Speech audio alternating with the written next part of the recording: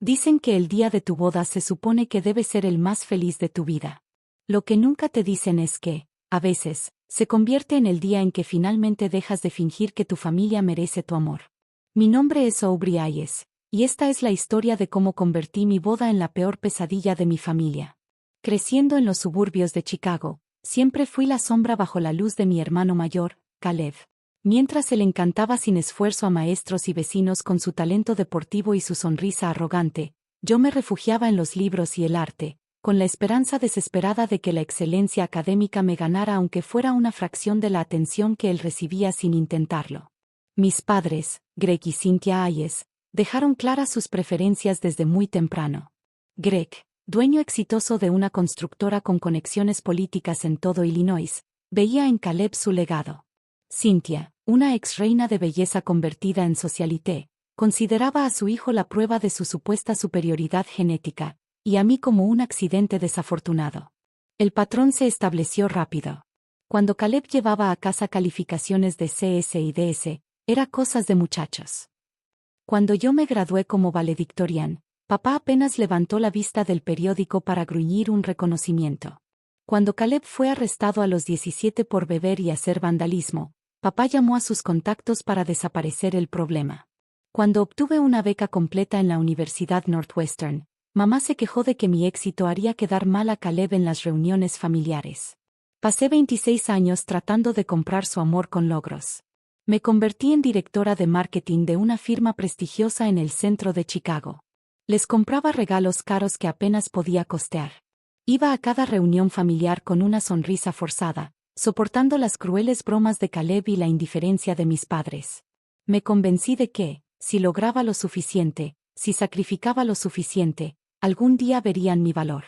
Entonces conocí a Jordan Michey en un evento de voluntariado en un hogar para niños, donde trabajaba como consejero. Jordan, con sus ojos amables y su alma tranquila, era todo lo que mi familia no era.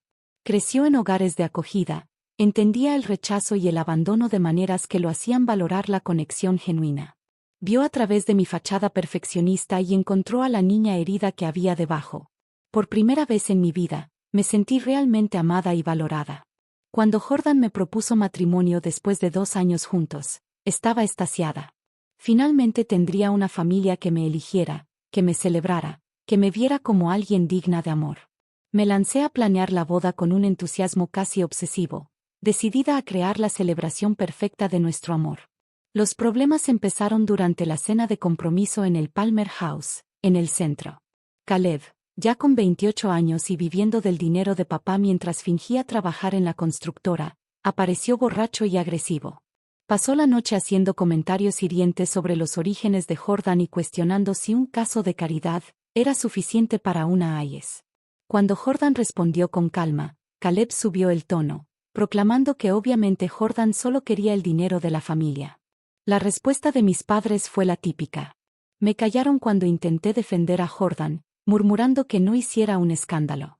Más tarde, papá me llevó aparte para sugerir que quizá Caleb tenía razón sobre las intenciones de Jordan. El mensaje era claro, incluso en la noche en que celebraba mi compromiso, el bienestar de Caleb importaba más que mi felicidad. La planeación de la boda se convirtió en un campo de batalla. Cada decisión que tomaba era criticada, cada elección cuestionada. Cuando seleccioné un lugar, mamá dijo que era demasiado pequeño e insistió en cambiarlo al gran ballroom del Hotel Drake, triplicando el costo. Cuando elegí a mis damas de honor, exigió que incluyera a la novia intermitente de Caleb, una mujer que jamás me había mostrado más que desprecio. Cuando seleccioné el menú, papá se quejó del gasto, mientras al mismo tiempo exigía las opciones más caras. A lo largo de todo esto, el comportamiento de Caleb se volvió cada vez más errático y cruel. Se presentaba sin invitación y borracho a las reuniones de planeación, hacía comentarios inapropiados sobre mi apariencia o cuestionaba la masculinidad de Jordan. Una vez me acorraló en el estacionamiento después de una prueba de pastel, acercó su rostro al mío y susurró que me engañaba a mí misma si creía que alguien me amaría de verdad. Cuando se lo conté a mis padres, lo descartaron como simple rivalidad entre hermanos. La cena de ensayo fue en un elegante restaurante en River North. Llevaba un vestido color crema que me hacía sentir bella y segura, aferrándome a la presencia firme de Jordan a mi lado. A pesar del comportamiento de mi familia en los últimos meses, aún albergaba la ingenua esperanza de que estarían a la altura de la ocasión, de que finalmente me celebrarían como debía ser. Caleb llegó 30 minutos tarde, claramente ebrio y con esa energía maliciosa que usaba como si fuera su perfume. De inmediato empezó a pelear con los meseros, se quejó ruidosamente de la comida e hizo chistes vulgares que incomodaron a los invitados. Jordan me apretó la mano bajo la mesa, su apoyo silencioso era lo único que me mantenía firme. Durante los discursos, Caleb insistió en hablar aunque no estaba en la boda. Agarró el micrófono y comenzó lo que decía ser un tributo a su hermanita, pero en realidad era un vil intento de destruirme. Contó historias vergonzosas de la infancia para humillarme, se burló de mis logros académicos como prueba de que yo era aburrida e hizo varias referencias crueles sobre mi supuesta desesperación por atrapar a Jordan. El punto de quiebre llegó cuando estábamos practicando el cortejo nupcial. El restaurante tenía una hermosa escalera en espiral que bajaba al comedor principal, y yo descendía con cuidado en mis tacones, concentrándome en no tropezar. Caleb apareció a mi lado, tambaleándose y apestando a bourbon. Se inclinó hacia mi oído, su voz un susurro burlón que me erizó la piel. ¿Segura que no vas a tropezar mañana como has tropezado en toda tu patética vida, Aubrey? Tal vez al fin tengamos un verdadero espectáculo. Antes de que pudiera responder, puso ambas manos con firmeza en mi espalda y me empujó con fuerza deliberada. El empujón me lanzó hacia adelante, mis tacones se atoraron en el dobladillo de mi vestido. Caí con fuerza por los escalones restantes, mi cabeza golpeó el mármol con un sonido que retumbó en el restaurante, que de pronto quedó en silencio absoluto. El dolor estalló en mi hombro y en mi cráneo mientras yacía hecha un ovillo al pie de la escalera, con el vestido rasgado y la dignidad hecha pedazos. La reacción inmediata reveló todo lo que necesitaba saber sobre la verdadera naturaleza de mi familia. Mamá, aún con la copa de champaña en la mano, se rió. Se giró hacia los invitados, que estaban en shock, y anunció en voz lo bastante alta para que todos escucharan. Ahí va Aubrey, siempre la reina del drama. Simplemente no soporta no ser el centro de atención. La reacción de papá fue aún peor. Caminó hacia donde yo estaba, sangrando y desorientada, me miró con un asco sin disimulo y soltó. Levántate, Aubrey. Te estás avergonzando a ti misma y arruinando la noche de todos. ¿Qué eres? ¿Una actriz de segunda? Caleb permanecía en lo alto de la escalera, filmando la escena con su celular, su rostro iluminado con una cruel satisfacción. En realidad estaba grabando mi humillación, seguramente planeando publicarla después en redes sociales. Solo Jordan y mi mejor amiga, Maya, una abogada feroz que había sido testigo de la disfunción de mi familia durante años, corrieron a ayudarme. El rostro de Jordan estaba blanco de ira y preocupación mientras se arrodillaba a mi lado, revisando con cuidado mis heridas. Maya, con su instinto legal activado, comenzó a documentar la escena y a tomar fotos de mis lesiones. El trayecto en ambulancia hacia el Northwestern Memorial Hospital pasó entre el dolor y el shock.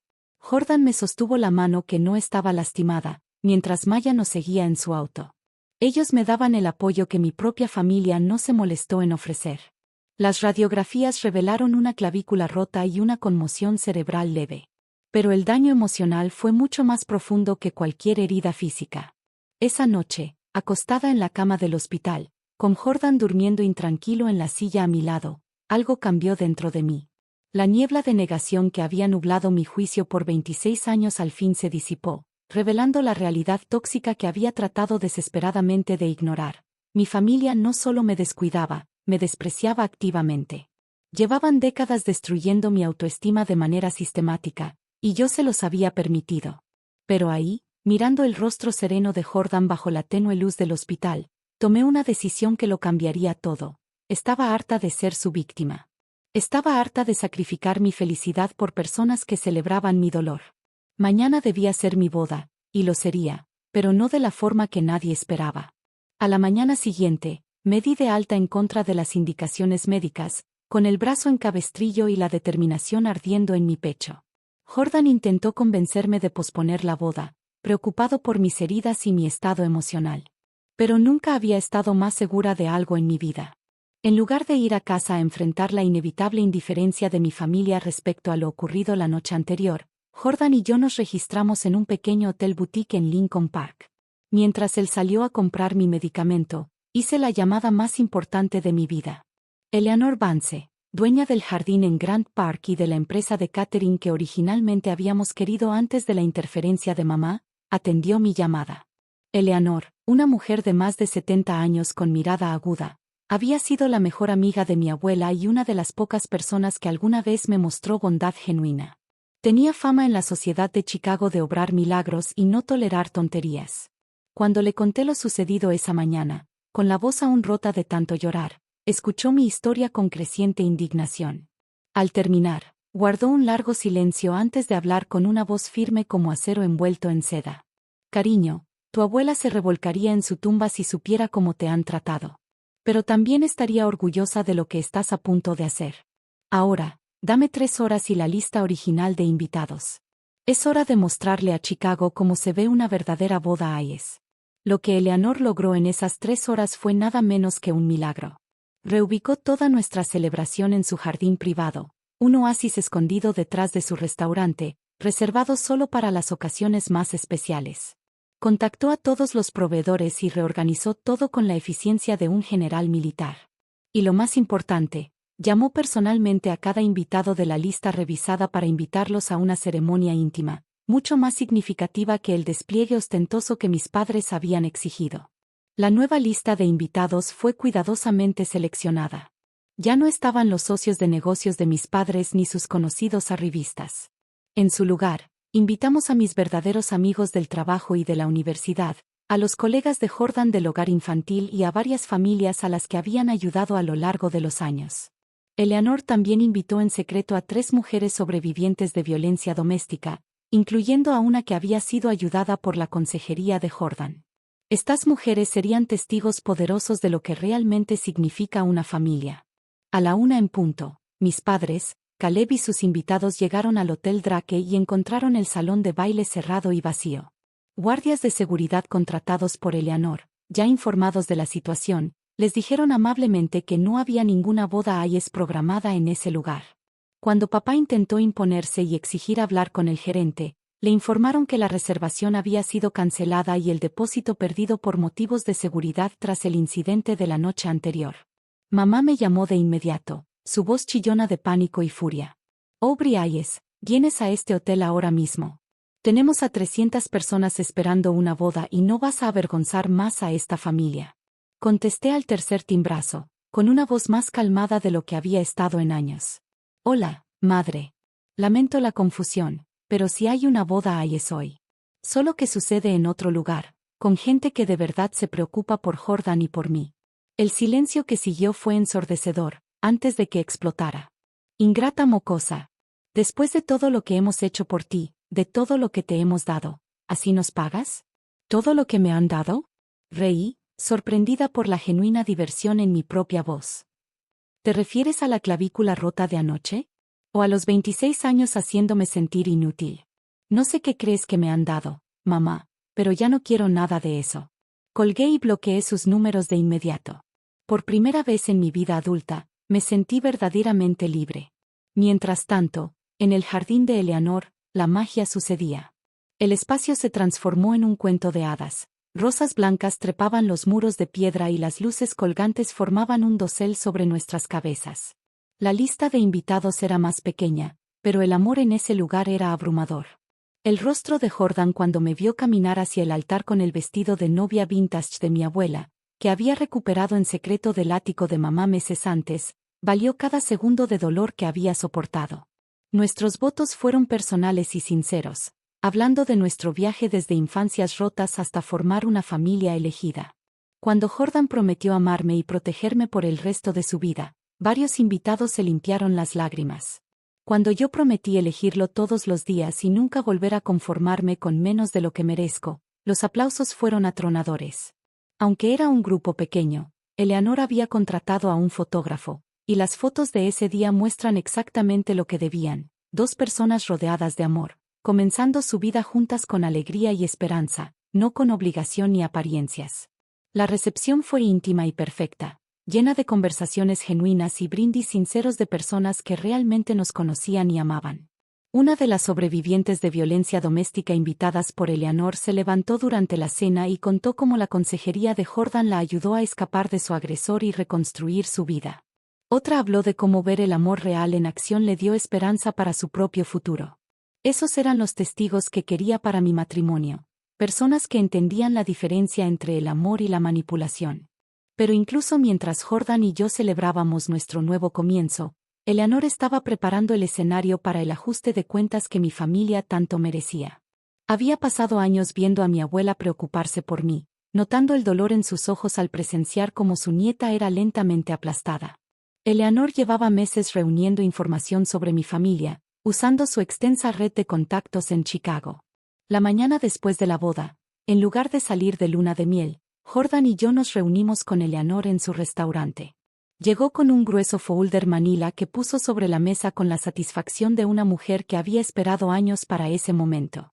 Cariño, he querido darte esto desde hace mucho, pero esperé hasta que fueras lo suficientemente fuerte para manejarlo como se debe, dijo, con sus ojos brillando de anticipación.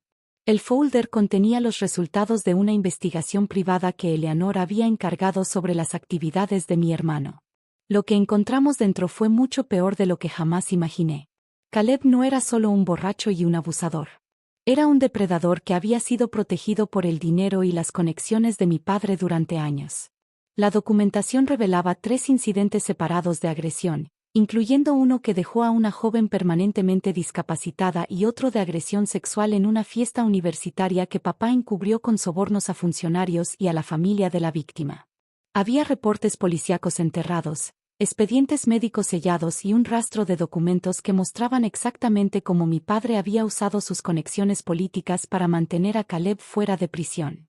Eleanor me miró con seriedad mientras yo absorbía la información. Tu padre ha estado limpiando los crímenes de tu hermano por más de una década, querida. Hay al menos 4 víctimas más que conocemos, y probablemente más que tuvieron miedo o vergüenza de hablar. Me sentí enferma al leer los detalles, pero también vindicada de una forma que no esperaba. Mis instintos sobre Caleb eran correctos. No era solo cruel, era realmente peligroso. Y mis padres no eran solo negligentes, eran cómplices de crímenes graves.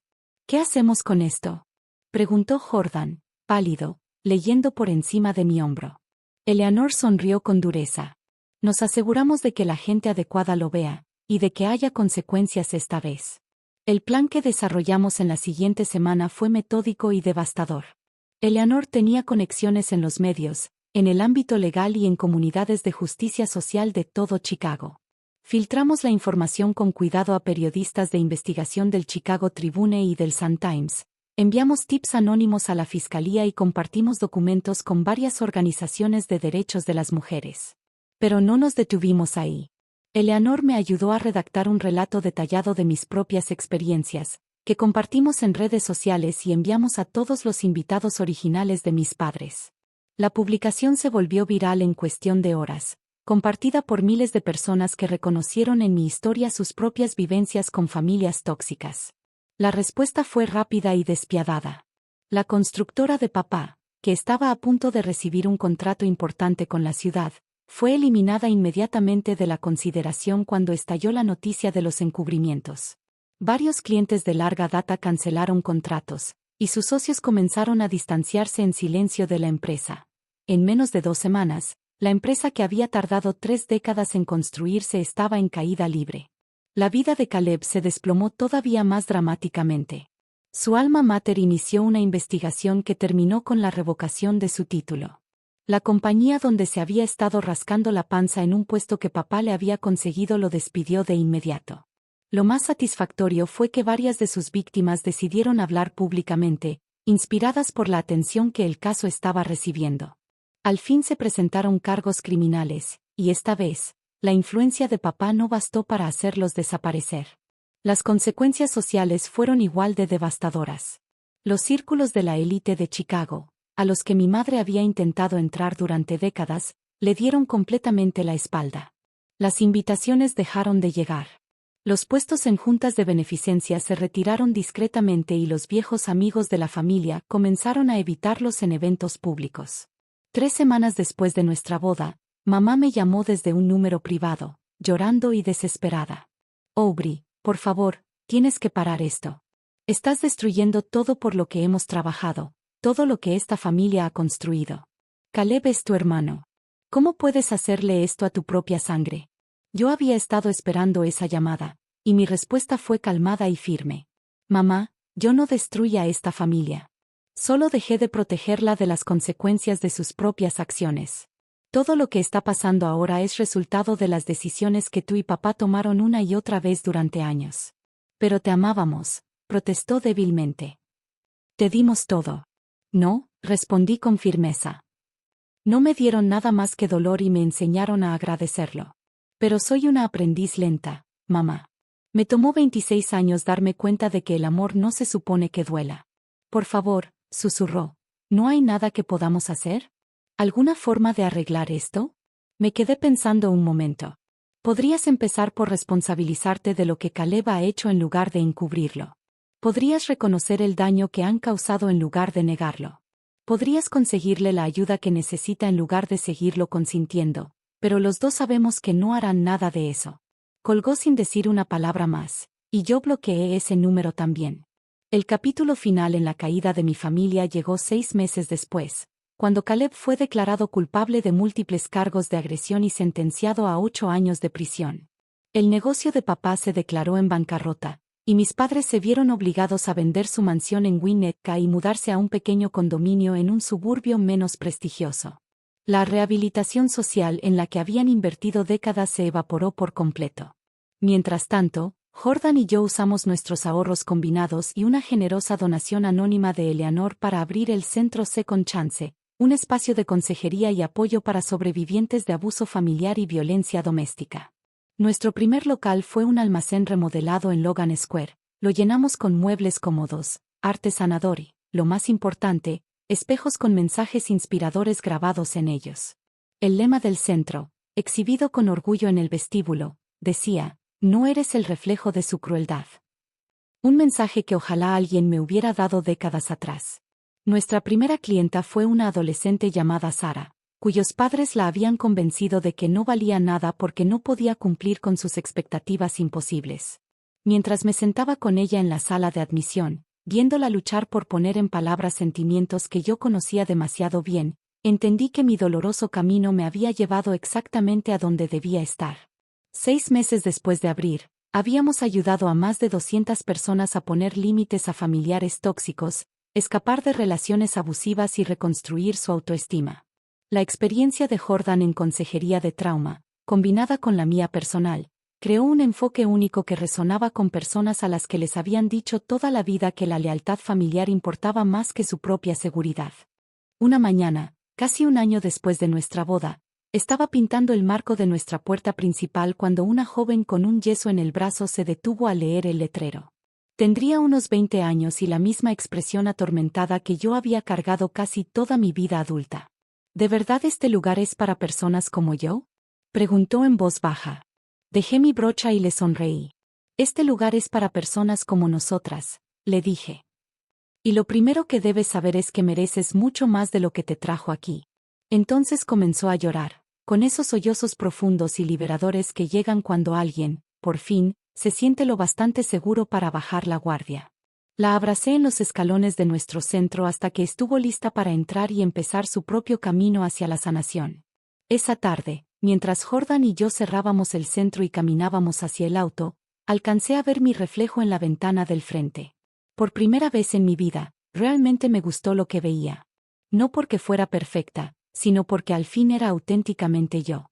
¿Sabes qué es lo gracioso? Le dije a Jordan mientras conducíamos por las calles de Chicago. Antes se reían cuando me caía, pero ahora sé la diferencia entre caer y volar. Él extendió la mano para apretar la mía, su anillo brillando bajo la luz de la calle. ¿Y cuál de las dos estás haciendo ahora? Sonreí, sintiendo el peso de las posibilidades extendiéndose ante mí. Volar. Definitivamente volar. Y lo mejor es que estoy llevando a más personas conmigo. Mi nombre ahora es Aubrey Michie. Y esta es la historia de cómo aprendí que la familia que eliges importa infinitamente más que aquella en la que naces. A veces, el mayor regalo que puedes darte es el valor de alejarte de quienes no te merecen y caminar hacia la vida que realmente quieres vivir. La boda que planeé se suponía que sería el inicio de mi felices para siempre.